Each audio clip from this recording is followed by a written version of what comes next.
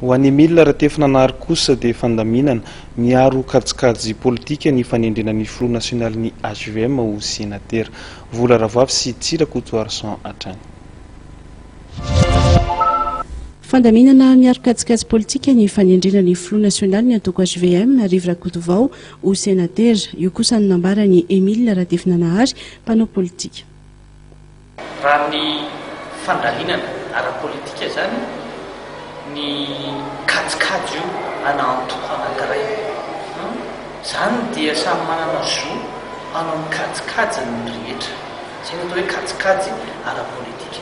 Ho an'antoko HVM ma zany dia efa hitantsika ny fandriamato sénateur Olivier Rakotovaza zay solotena andreo tao amin'ilay débat ny FES dia efa namoaka hoe tsy atokisan'ny zareo andriamato Rakotomanana zay filohan'ny antenimera ny olona amin'izao fotoana izao.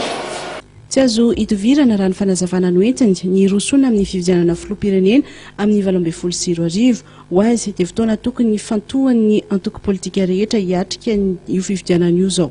Satria ny rehetra zao dia tokony fantoka ny antoko rehetra satria tsy maintsy ny antoko politika no miasika izany fividianana amin'ny sehatra politika izany.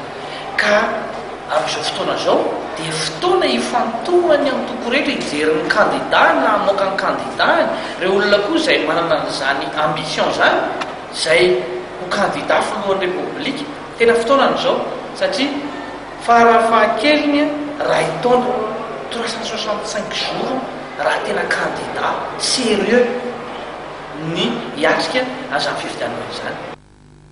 Arak'izany dia heveriny Emile Ratefinanahary fa ilaina ny fametrahana fifanarahana politika mialohan'ny fividianana amin'ny 2024 ahafahana miala ny amin'ny krizy ao aorian'ny fividianana.